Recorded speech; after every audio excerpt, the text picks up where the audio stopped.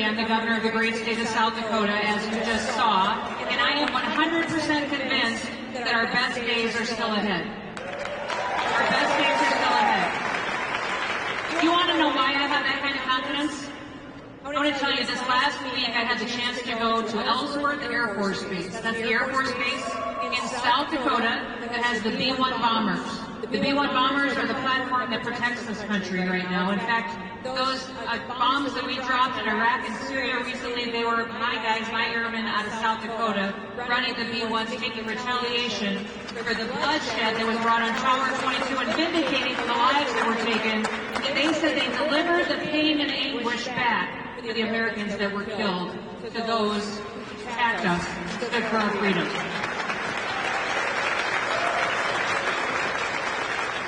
But I went to that base, and when I stood there, the reason I was there was because the wing commander was retiring.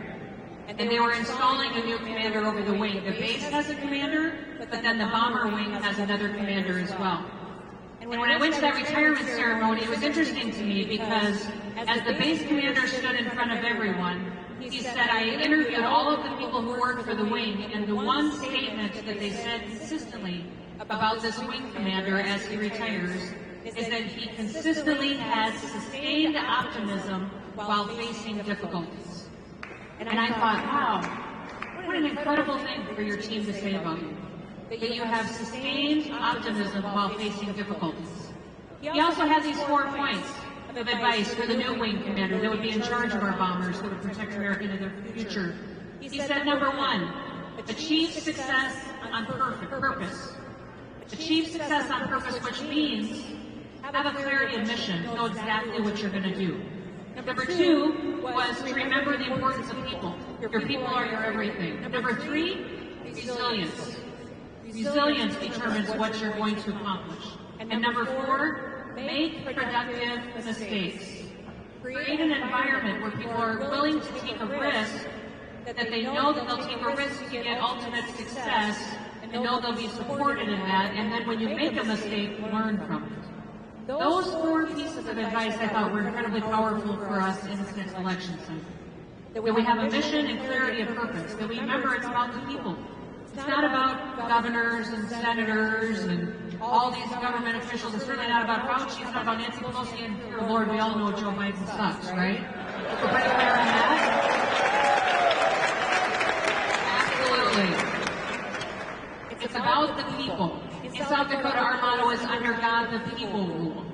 I love that motto. It reminds me every day about what my job is. It's not to be the people decide. And we get our rights from God. We get our rights from God. So while the whole world was losing its mind during COVID and falling apart and slamming the door shut and locking people in their homes, South Dakota made a very different choice. We ended up being the only state in the country that never once closed a single business. We never mandated any masks or vaccines.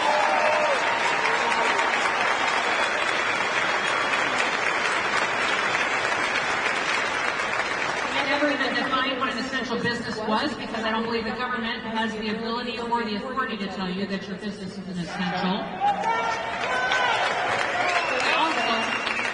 We're the only state in the entire country that didn't take the elevated unemployment benefits. We said, thank you, Mr. President, for the flexibility, but our people want to work.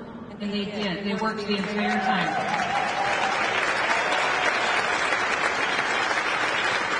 And when you saw those riots and violence happening across the country, tearing down our monuments, our history and statues, instead South Dakota, we did a national advertising campaign saying, come to South Dakota. And specifically to our law enforcement officers, we said, if you want to be respected, come to our state. We'll wrap our arms around your family. That very first week, we had over 800 law enforcement officers say, we want to come to South Dakota in 1 week and move there with their families to be a part of our way of life.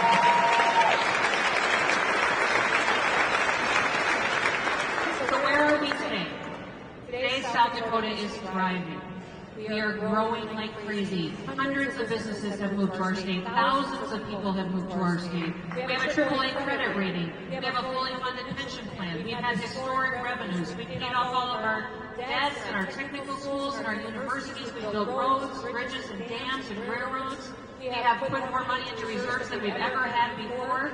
Incomes have gone up over 30% since I've been governor in our state. People have more money in their pockets.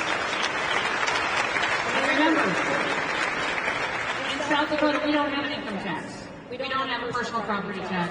All we have is a 4.2% sales tax. And last year, we made the largest tax cut in South Dakota history and gave more money back to the people because it's their money. It's not the government's money.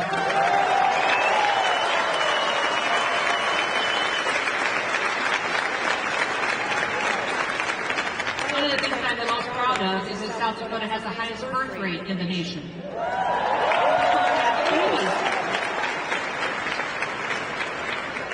In fact, I've got 3 grandbabies of my own, and I think they're so incredibly special. We are the only state in the country that while you see all this madness that is going on under the Biden administration and the threats that we have to national security and all of the issues that are going on with the economy, we're the only state in the country where our mental health challenges are going down, our suicide rates are going down, and the only state where overdoses are dropping. And this is happening because people are happy.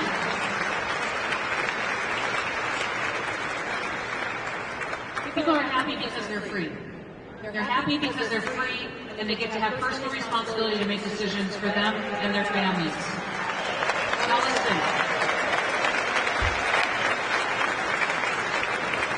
I believe in order to have sustained optimism in the face of difficulties, that you have to have somewhere to look to. You have to have somewhere to look to have hope. And this country is desperate for hope. Now listen, hope isn't just wishful thinking. Hope is optimism with a plan.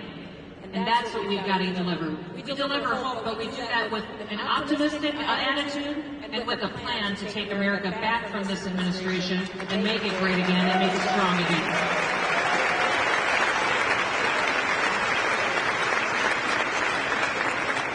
So yes, I've been bold.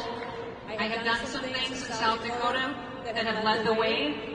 First state to ban TikTok, and then other states and the federal government took action as well. It was the first state to go forward and to ban having a central bank digital currency, and took action in other states to follow. I was the first governor to send National Guard to the southern border. When Governor Abbott asked for help, South Dakota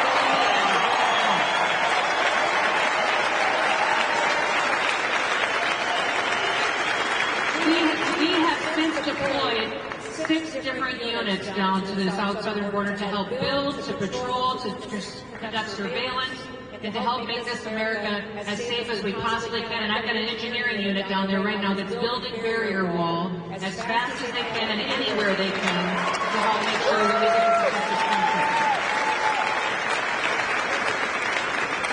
country. We also passed the strongest bill in the nation to protect girls' sports. And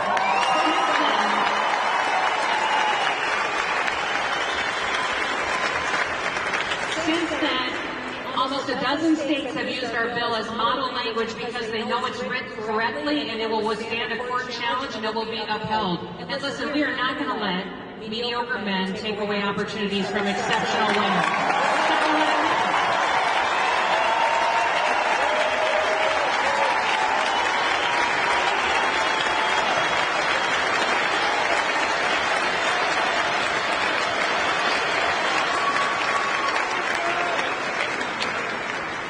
Someone asked me not too long ago, they said, Kristi, how do you make your hard decisions? I know you make a lot of decisions, but how do you make the hard ones? And I told them, I don't really think the hard ones are all that hard. I said, they're actually pretty easy for me. I'm a decision maker. I said, my whole life growing up, being raised by my dad who was a cowboy, on our ranch there wasn't any girl chores or boy chores. There was just work to be done and we all did it together. When I got to college and when I was elected to the legislature, there was more men than women, but nobody really talked about it. When I went to Congress, there was not as many Republican women as there was men, and that was okay. Nobody ever discussed it, so I never really thought about it in my lifetime. And then I decided to run for governor. And I found out when I ran for governor in the polling that it was hurting me that I was a woman. You see, South Dakota had never seen a woman governor before. They were okay sending a woman to Congress to vote and do policies and stuff, but they weren't quite sure they wanted a woman to be the boss. to be the CEO. So I had to convince them. And when I got elected, I remember being standing in the rotunda being sworn in for the inauguration ceremony. And as I was standing there, I was looking around at all the hundreds of people the ceremony started. I realized the entire ceremony was built around the fact that the day I was being sworn in as the very first female governor of the state of South Dakota was the 100th anniversary of women getting the right to vote in our state of South Dakota. It was the 100th anniversary. And they kept talking throughout the ceremony about how historic this was. That just 100 years before that, women couldn't even vote, and now 100 years later, on that anniversary, we were swearing in the first female governor of the state of South Dakota. And I was standing there for the very first time. The very first time I started to get nervous. I started to think, oh my goodness, this is historic. This is kind of a big deal. I better not screw this up. But then I went and I put my hand on my dad's Bible, and I raised my right hand, and I took my oath. And when I was saying my oath back to the Chief Justice of our Supreme Court in South Dakota, I realized I was making two promises. The first promise was to uphold the Constitution of the great state of South Dakota. The second one was to uphold the Constitution of the United States of America.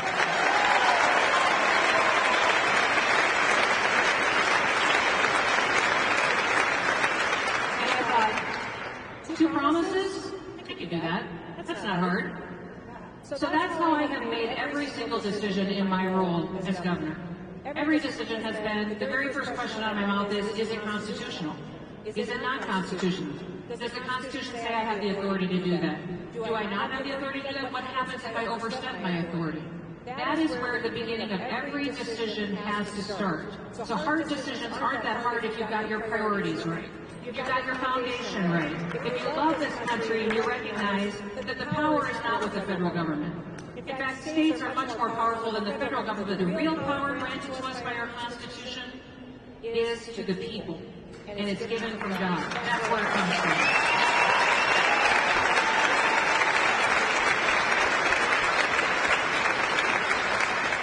So we've got a very weak president in the White House right now. He's a bumbling, weak, old man. I'm not sure if he can complete even daily activities and remember what he did that day. And when he is in the White House, we have extreme challenges. Russia invades its neighbors. China takes advantage of us all around the world. We have incredible dangers. Israel gets attacked. When you put President Trump back in the White House, peace deals get signed in the Middle East. The economy thrives.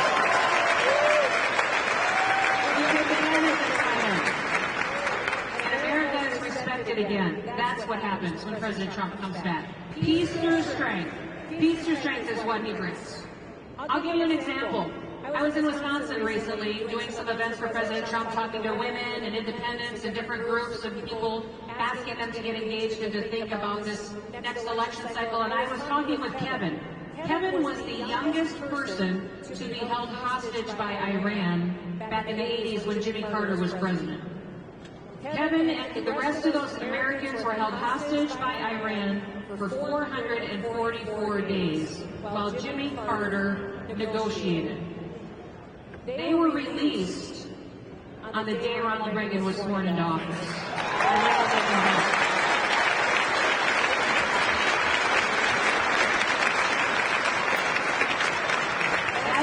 That's what peace through strength is. That's what peace through strength is. Jimmy Carter was a weak president, and Iran recognized immediately that Ronald Reagan wasn't going to put up with it anymore. Joe Biden is a weak president, and all of our enemies, foreign and domestic, are going to recognize that when Trump gets back in the White House, that he's not going to put up with it anymore either.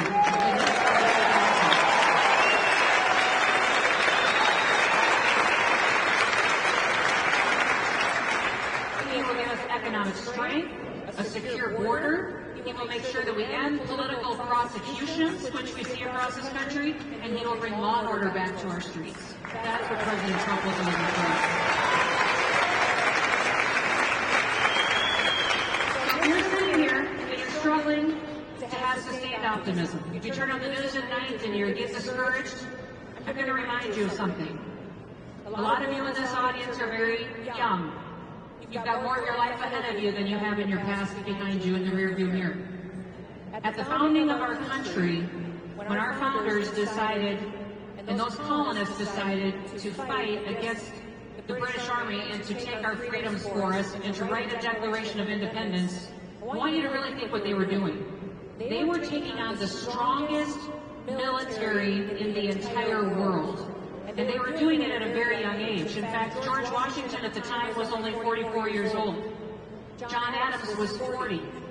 Thomas Jefferson was 33 years old, and he wrote the Declaration of Independence at the age of 33. James Madison was 25 years old, and Alexander Hamilton was just 19.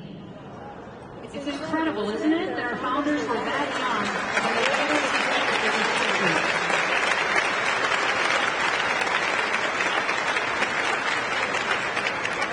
They were taking on the strongest military in the world, and those colonists went and picked up their personal hunting rifles and their muskets and decided to go fight for freedom. Now, they can do that. We can do what we have to do this election cycle, can't we?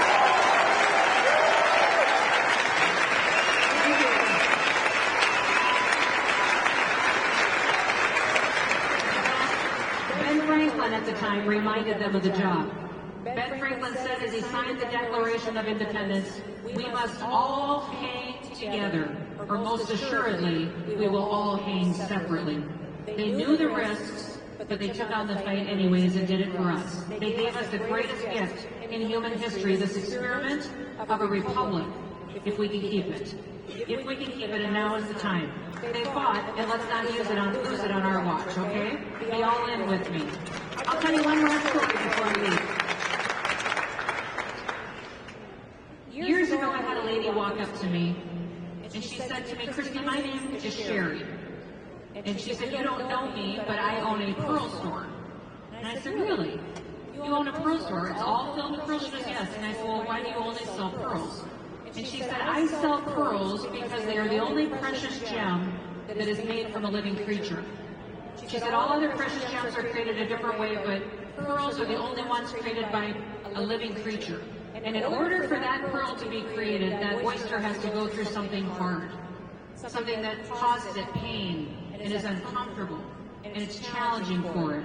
But it takes that hard, challenging thing and turns it into something beautiful, something that's precious.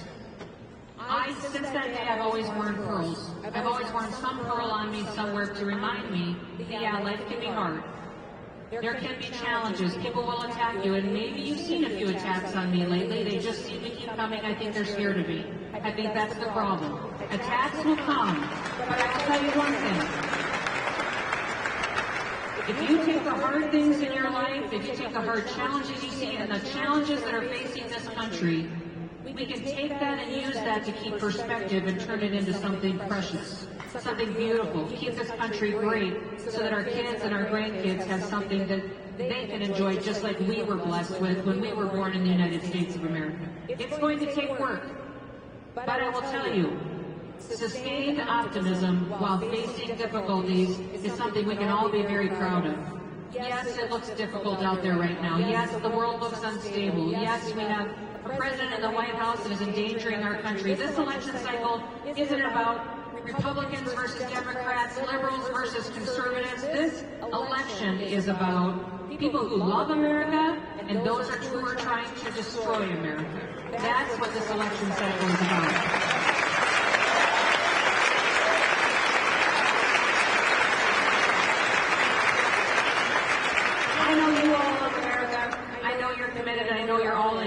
I'm going to ask you this election cycle to go start having conversations with people you haven't talked to in a long time. We all understand the mission in this room. This is your mission and your pep rally and your talk on what you can do and go out. It is clear to me that there are people in this country that we are not winning their hearts and minds. We are right on our policies. We are right on our values. But we have to win their hearts and minds too. So I want you right now to think of someone that you have not spoken politics to for a while because they've offended you. Or maybe they won't talk to you because you've offended them. Well, get over it. Get over it and go talk to them. Have a conversation. talk to them. Because we have to start asking them questions about their lives and what we can do to show them that all you have to do to see that leadership has consequences is look from state to state to see it mattered who was in charge. Look at what happened when President Trump was in the White House versus when Joe Biden was in the White House, and how dramatically their lives changed.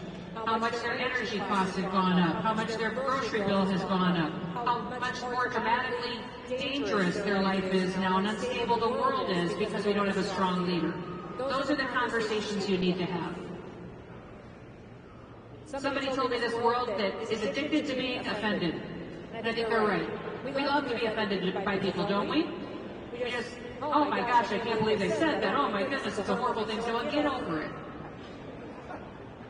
Every day people are going to throw fences out at you. You're the one who decides if you want to pick it up and carry it around with you. But then you're the one who's carrying the burden. So let's go have those conversations and remember that we are more blessed than 99% of the people in the world just because we woke up this morning in the United States of America.